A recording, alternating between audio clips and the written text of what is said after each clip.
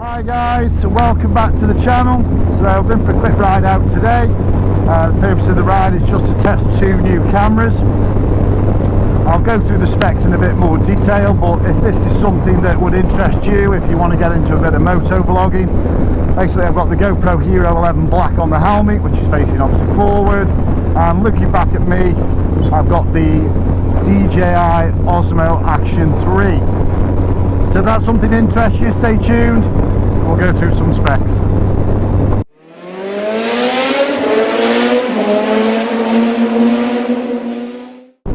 Okay everyone, let's compare these two cameras then. So on the handlebars I have the DJI Osmo 3. That comes in a couple of iterations. So you've got the Adventure combo, which comes with a selfie stick, some of the magnetic mounts, and then you get the 3 batteries plus the charging case with that one, and then you can get the camera on its own, which is about £100 cheaper, which just comes with some mounts and a battery. So it's pretty basic, that one, but you do get a lot more as with these combo kits, the Adventure combo, whatever you want to call it. You get a lot more with them. We've also on the helmet then got the GoPro Hero 11. And I have actually got the media mod on that for the simple reason, obviously from an audio perspective. I did look at the DJI mic, which is, you know, probably something I might get based on the audio and how this sounds. I have got a lavalier mic tucked behind the cheek pad at the moment, so we'll have to just see what that sounds like. So just compare some specs with these then. So in terms of weight, we've got the DJI action camera coming in at 145 grams and the GoPro at 152 grams, so slightly lighter from the DJI point of view. In regards to waterproof, pretty important on the bike, but again, if you've got various media mods on, etc., that becomes a little bit redundant, because obviously you're exposing where you've got different flaps open, so it takes away that waterproofness. But in terms of general waterproofness, so from the DJI, that's 16 meters, and then with the waterproof case that can go down to 60, and from the GoPro point of view, as it stands, 10 meters, and then from with its waterproof housing, if you did put one of them on, that would be 60 meters. So both with housings are exactly the same, and the DJI just edges it from a point of view of on its own. Obviously from a bike point of view, you know, that's never going to affect you, and if you can swim down to 16 meters, then you've done well. So from the point of view of screens, so the DJI is a bit of a point of difference here, because both screens, both the front and the rear, are touch screens, where the GoPro Hero 11 only the rear screen is a touch screen. So the front screen on the DJI is 1.4, and that's exactly the same on the GoPro. And then the rear screen is 2.25 inches against 2.27. So the GoPro slightly gets it in terms of size for the rear screen, so slightly bigger, but just by a fraction. Recording video, which is the all-important thing, so definitely the GoPro gets it on this. Looking at the stats, so from a point of view of the Osmo, that's 4K, and that can record at 24, 25, 30, 48, 50 and 60 frames per second. In terms of the GoPro, 5.3K at 60, 50, 30, 25 and 24 frames respectively per second, and 4K 120, 100, 60, 50, 30, 24 and 25.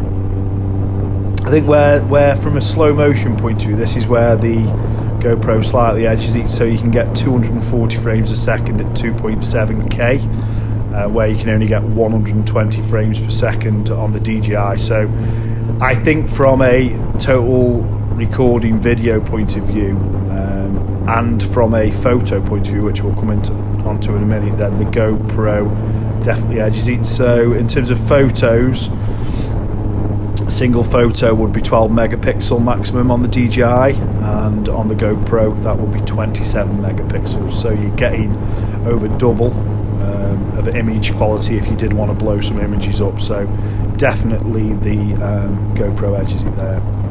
Stabilization, they both got various different modes, both very similar, and as I've said with doing these testing on the bike, the jury's out yet. So They call them different things. The DJI's modes are Rocksteady 3, Rocksteady Plus, Horizon Balancing, and then Horizon Steady. So various iterations again of stabilization, which I shall try no doubt as I get on the bike and get out there. In terms of the GoPro Hero 11, that's Hyper Smooth 5, and there's boost and other modes on that. So there's various different modes again. But in terms of spec, as I say, these are just the basic specs, so you can have a look on both websites and it gives you a lot more information.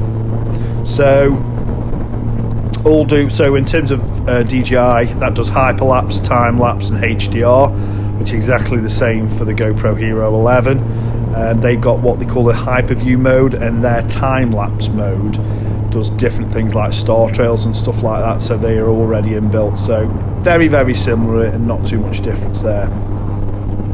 I think this one is definitely where the DJI on paper gets it anyway. So their extreme battery will do up to 150 minutes continuous recording at 4K, because that's its maximum, where the Enduro will do just 60 minutes at 5.3K, or they are saying 220 and less demanding resolution, sorry.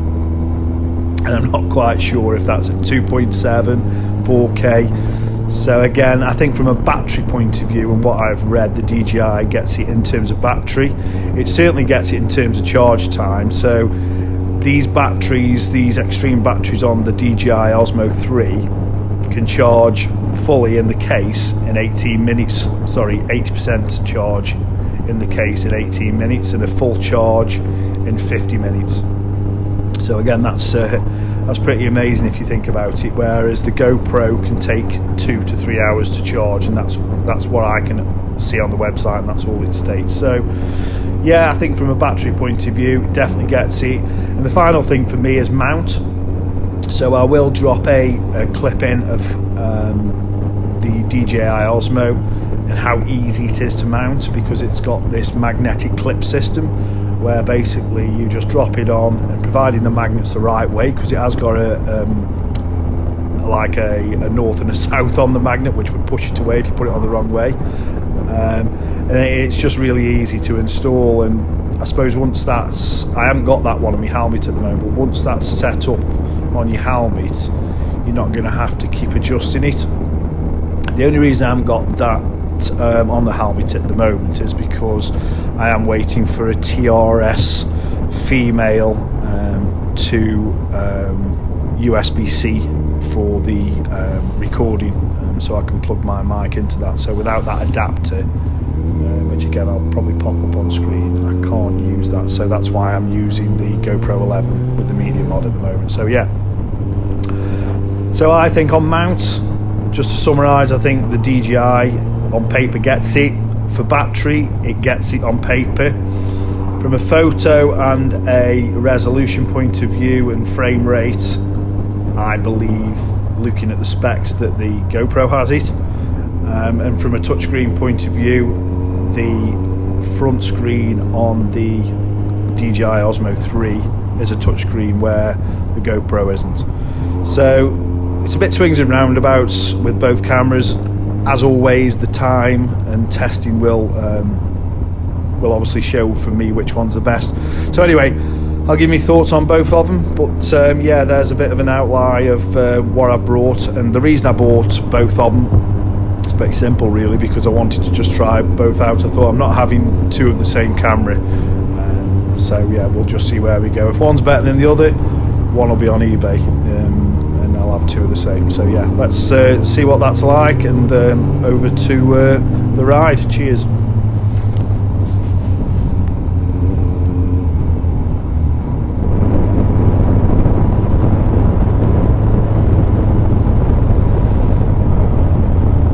Okay guys, well there we go. So loads of specs there, so you can make your own mind up.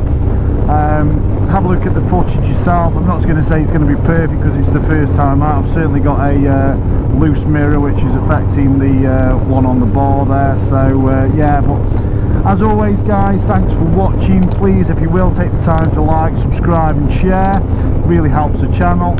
And that's it for now guys, so all the best and take care of yourself.